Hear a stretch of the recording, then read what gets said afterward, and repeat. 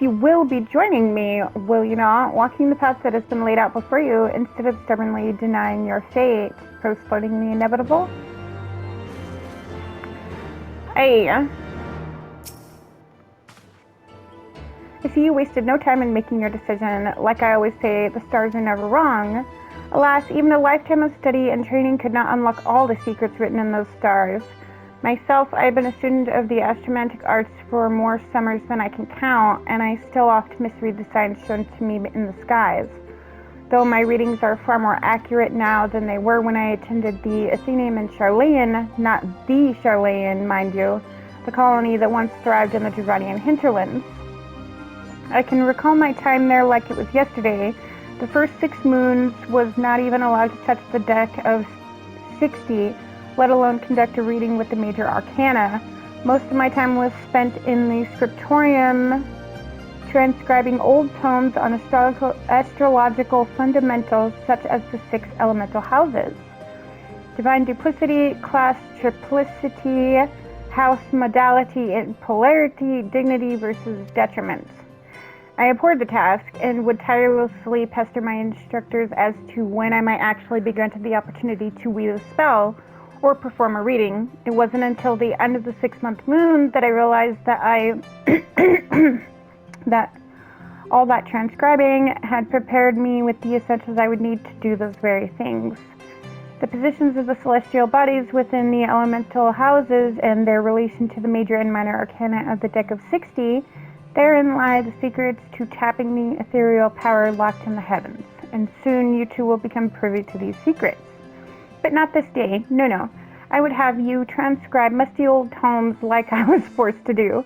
No, the task I have for you is much, much more interesting. You see, I am expecting the arrival of a very important guest. My old mentor from the studium has agreed to make the journey from the old world to Ishgard and speak with the Holy See regarding the implementation of Charlayan astrological techniques in city-state defense. Alas, the professor and his party are now fully 7 days late in arriving, and I began to worry for their safety. I should be much obliged, therefore, if you would inquire of the other astrologers here at the Aetherium if they have heard naught. Aye. Got it.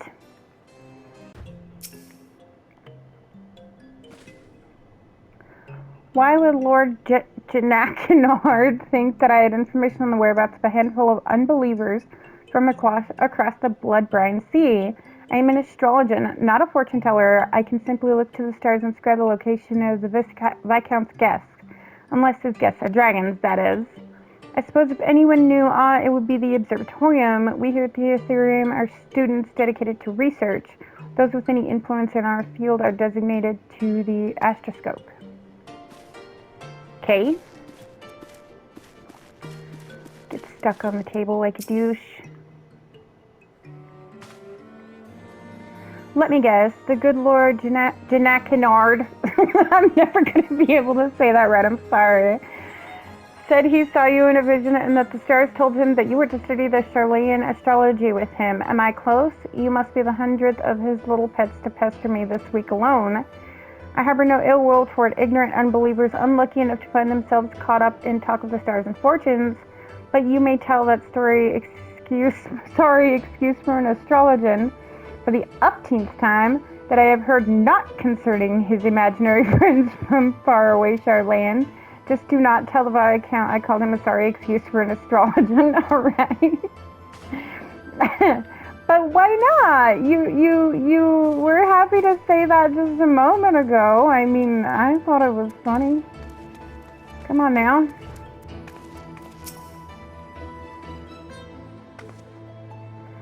Janakinard is waiting for word on his missing Charlayans instead of actually making an effort to find them, as he, of course he is. Is it any wonder that in nearly 15 years since his return from Charlayan, his skill in astromancy has remained unchanged? Any wonder that he has never yet managed to convince a single peer of the value of the Charlayan school? He is a privileged little sprat who spends more time gazing at the stars in young maidens' eyes than actually trying to read the ones above his head. All right. You tell the poor man I just returned from the observatorium, and the one night at the communal feasting hall happened to overhear Chief Astrologer Forloma speaking with one of his aides regarding that Charlayan. He was visibly upset, and I wasn't about to risk my career over something I care little about. So I merely put my head down and ate my beet soup. That is all I know, and you did not hear it from me. Got it. Ain't nobody seemed to want to help this man. Janakinard.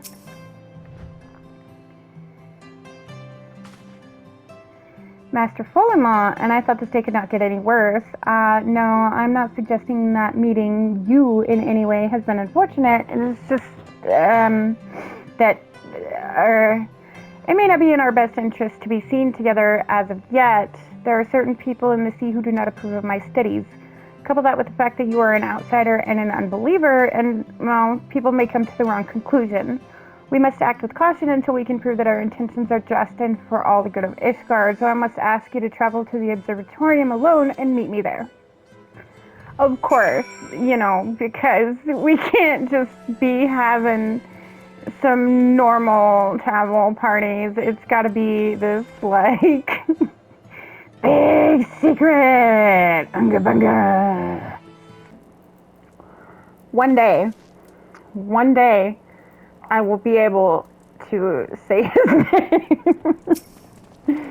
Janakinard.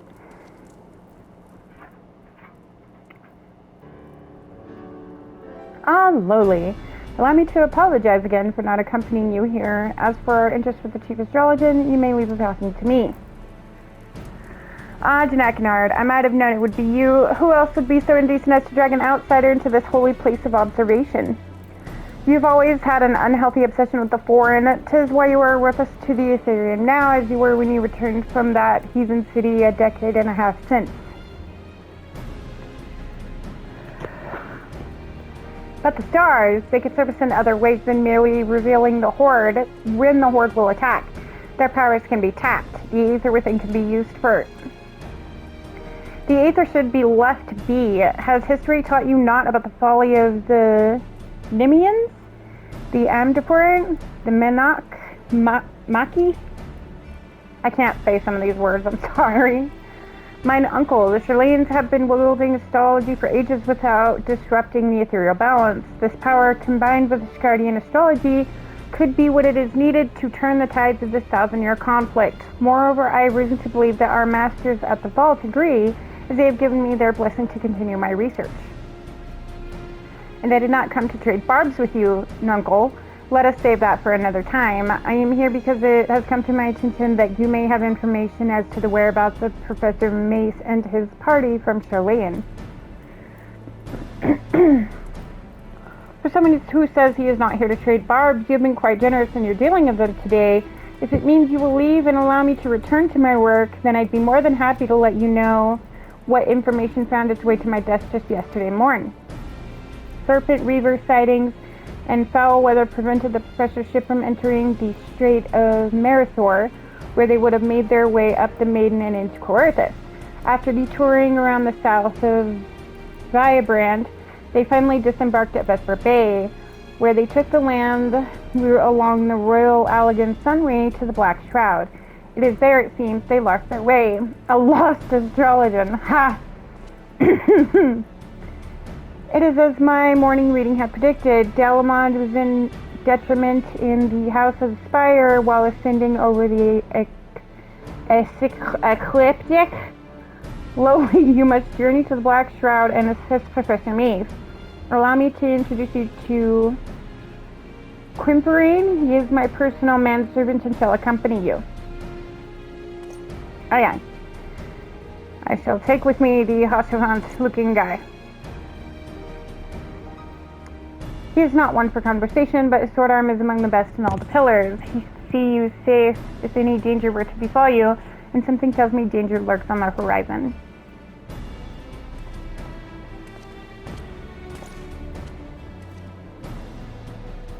It is a pleasure to serve you, milady. I shall make haste to Prairie Mill and await you there. So, weren't you supposed to go with me, though? Like, didn't he just say that you were supposed to go with me, my guy? Lady, I have questioned the residents of this hamlet and learned that a party of queerly dressed outsiders passed through but a bell ago. It should not prove overly difficult to find them now, but before we begin, might I ask a moment of your time? I would not dare utter aught ill of my master, but his recent fixation with finding a protege, I believe it ill-considered. This passion, however pure, has left him with more than one enemy within the astrological community. Lord Fulham has seen to this. I fear not only for now his name might be sullied, but for his life. I beg of you, pray, do not drag him any further down into this quagmire. Let him quietly dabble in his dream, but let it remain that, a dream. No good will come of encouraging him. It will only hurt the Viscount and his family.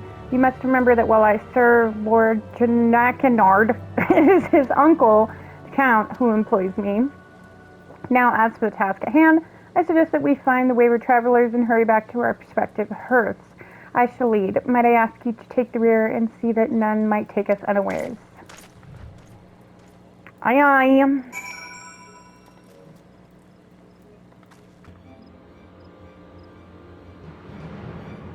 Oh, bad guys.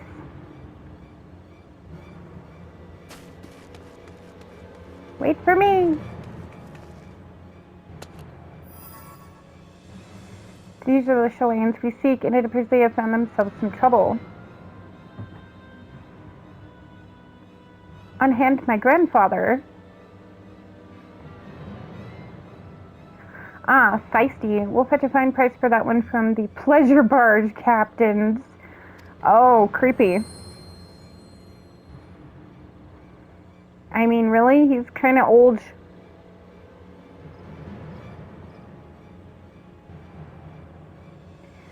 The soul has spoken.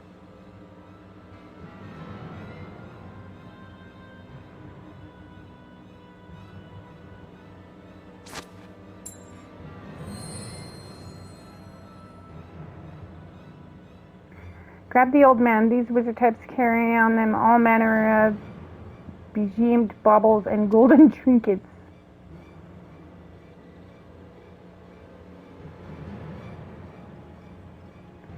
Up, or I'll toss you to the snakes. You want to see the old man again? You will leave us the girl. Try anything and he's dead.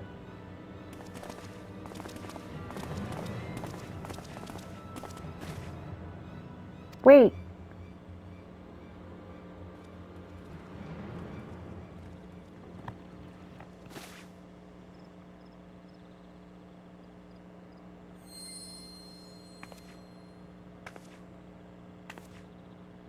That's a pretty dress she has.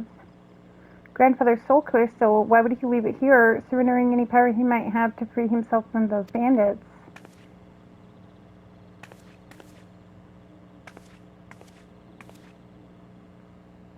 Unless you were the one he saw in his reading before we left the old world, but that was more than a moon ago. My grandfather scryed from the cards that he would serve as the bridge for countless souls to be passed to another.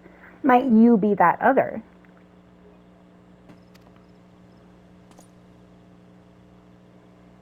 These men of forest are careless. Tracking them will be no difficult feat. I shall follow them and strike before they have time to regroup in numbers.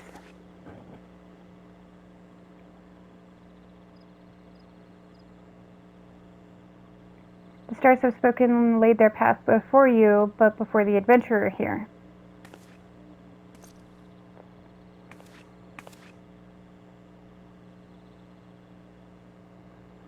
So that's how I get my soul stone. You must take the soul of the astrologian and place it near your heart. Listen to the tales of those who walked before you and know their journeys as you do your own. As for the tools you require and the knowledge needed to wield them, I, Lavilla, shall see to those matters. You saw there was no fear in my grandfather's eyes when the bandits took him. This is because he has seen you come to his rescue. Our lives were written in the stars long before we trod upon this land. It is not by chance that you stand here today with the soul of the astrologian in your hand. It is fate.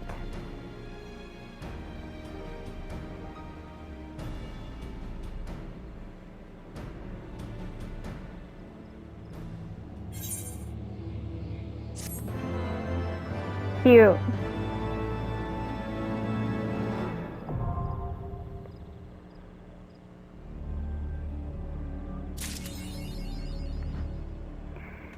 that being said, that is it for this video. I will be doing these in small parts so that you guys can enjoy them. I hope you enjoyed the beginning of the storyline so far. I appreciate each and every one of you guys, and if you did enjoy, please feel free to hit the like button, share, and don't forget to subscribe. Thank you so much for watching.